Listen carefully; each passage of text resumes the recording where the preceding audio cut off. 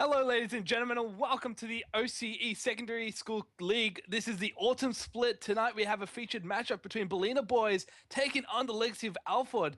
And tonight with me, I'm joined with two very amazing people. I'm George, Mr. Jester Wakim, and tonight with me is Will Drunkest Mid Chapman, as well as Jimmy Shadow Warrior Hello. Fu. How's it going, guys? How's it going? Oh, pretty good. Excited to see some Yeah. huge action here unfolding on the OPPL stage. Oh, that Not is too true. I'm bad, looking not too forward bad. to it I'm as well. looking These forward two to teams. OSSL, brother. Yeah. Oh no. So what can we expect to see? I'm not sure what to expect from either one of these teams right now. It's like looking at it right now, it seems like there's a little bit of a rank discrepancy between the teams. You know, just a slight one, but I'm not sure if we're going to see anything completely crazy or if it's going to be sort of standard meta stuff or what's going to go on. Any hints, guys? Well, if anything, though, we are running the patch 5.4 as well, so we have seen some nerfs onto the Cassidon, the Xerath, and as well as on Callista. So maybe we might not see Callista being picked up. I mean, come on, low tier, you don't see Callista that much, but this seems like a very middle of the tier type game as well. So I wouldn't be surprised if we see Teemo or Urgot. Honestly, I'm not that surprised. I definitely want to see Timo and Urgot on the same team. Wait. No. I want to Okay, see that I wanna Urgot see ban come out Callista. now. I want to see Callista throwing an Urgot. Urgot support. Come on, boys. Come on. I want to see So it. Tell us who's Urgot gonna- ults him into a good position, and the Callista just pulls him straight back. Exactly. Great combo they got going there. Yeah. See, that's the thing. You got to think ahead of the meta. That's what these games are. Ahead of the meta games. And of course, with 5.4, we also have slight jungle nerfs. Nerf to Jarvan, nerf to Warrior and Chan, I think it was. So might even see some, bit of wacky junglers, bit out of the meta or something. Maybe, jungle Urgot. Yeah, come on, boys. Could No be. I mean, takers. like, if anything, if anything, I wouldn't be surprised to see the return of maybe Devourer enchantment. Since again, like I said, nerf onto warriors, so I wouldn't be surprised to see Devourers being picked up, or more or less the Magus, so more mage-like junglers like Fiddlesticks, like Nidalee, as well as Diana and whatnot. Yeah, well, something also to note about I am interested 5.4 in is you seeing can't that, swap the items. Sorry, go ahead. Oh, no, I was just about to say that I am actually looking forward to seeing if either team picks up a Nidalee jungle, because it is quite popular in other competitive regions as well. So I was just wondering if that was going to happen or not.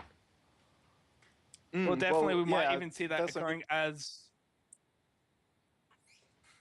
Nidalee jungle's strong, and I feel like in 5.4 with the nerfs to some other junglers, it could be even stronger. So maybe pick ban in this game.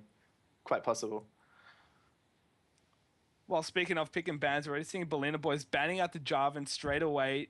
A generic ban, I mean, come on, it is Jarvan, one of those more staple junglers, even though he did receive that nerf to his armor from his flag. And also now Ari being banned away from the Legacy of Alford.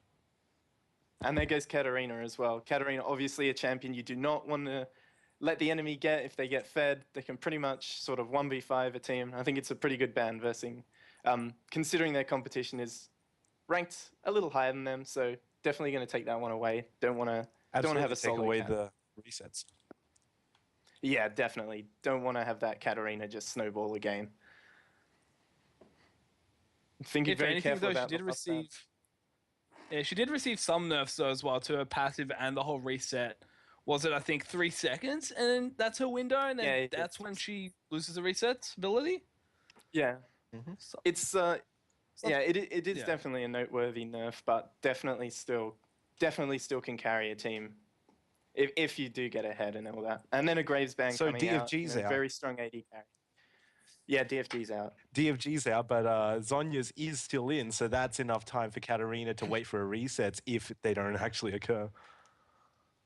Yeah, that is true.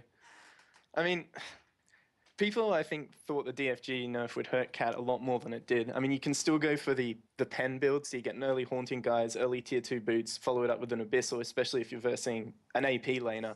And you basically do true damage throughout most of the mid game. Oh, and here comes the Urgot, boys. Oh, the Urgot team. Woo! Is this the legendary Urgot they team just- I've heard so much about? Please, Please, the team boys. that can actually take on even Faker and Co. Oh, this is incredible. This wonder would if be he's gonna incredible. be- But no, Ah. instead they're having back, Aur- back onto that Aurelia. Aurelia, a much more. Aurelia and Rek'Sai, much more, should we say, I guess, stable picks, perhaps. Very strong Of in the course, that current meta. Rek'Sai pick in Rek'Sai the jungle. and yeah, incredibly strong.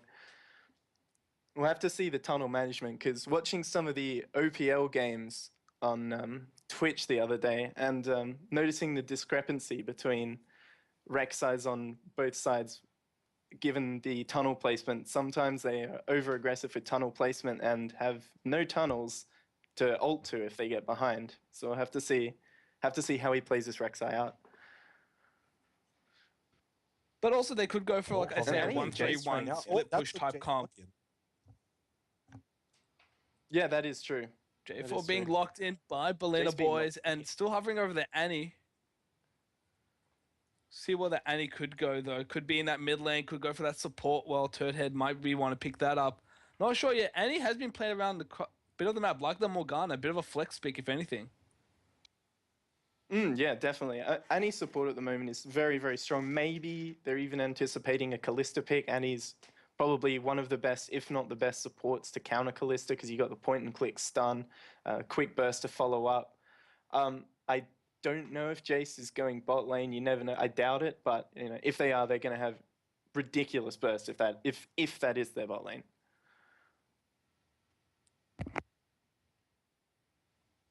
Now going down Interested to see back just where onto this just the. goes.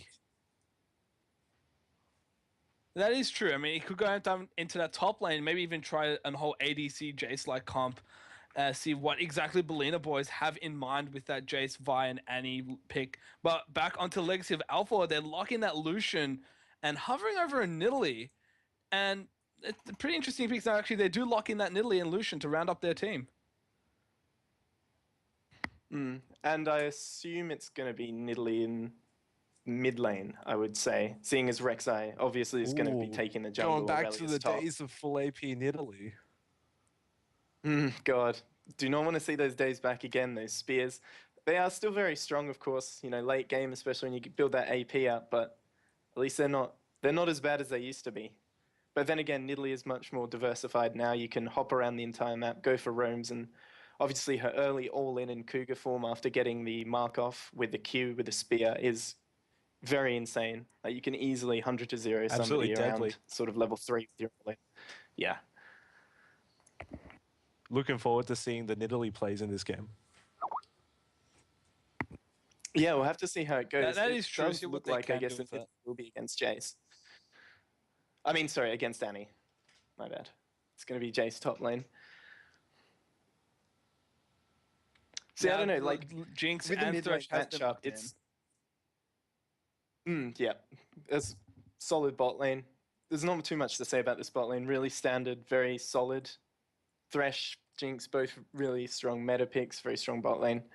And yeah, just with the mid lane, it'll have to be interesting. We'll have to see how the Nidalee plays it out because once Annie does get 6, the Nidalee can heal all she likes in the lane, but the flash Tibber's all in. Combo that with a Vi, Vault Breaker out of a brush. It's going to be a dead Nidalee for sure. Yeah, so the Nidalee pick into the Annie will definitely be a hit and miss, so to speak. We'll have to see. I mean, she can farm from a range. She can stay very safe in that lane. And of course, on top of that, when you look at a Nidalee roam compared to an Annie roam, of course, Nidalee's going to be miles ahead, just jumping to all the other lanes. So yeah, we'll have to see how it goes.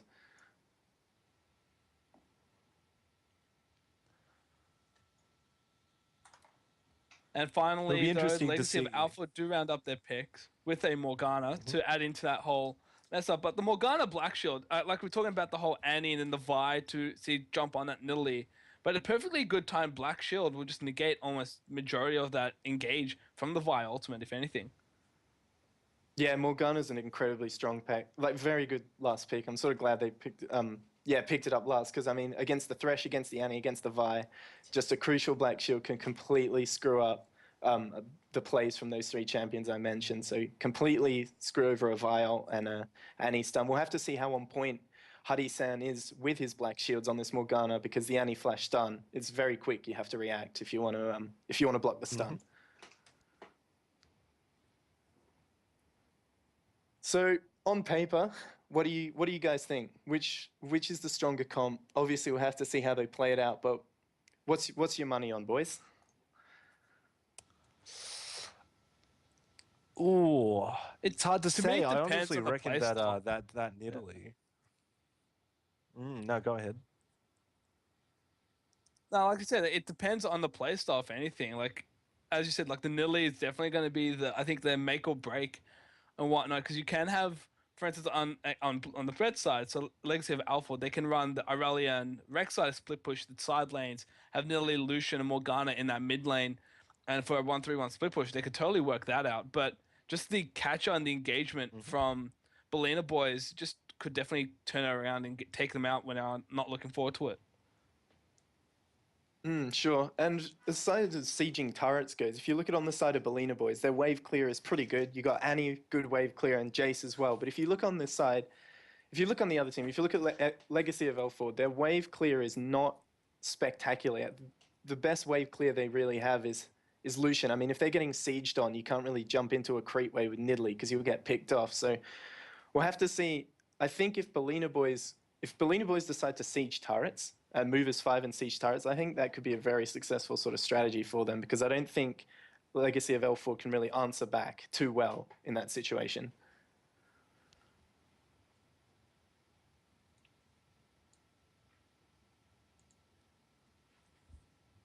Of course, we are going to get into game in just a moment.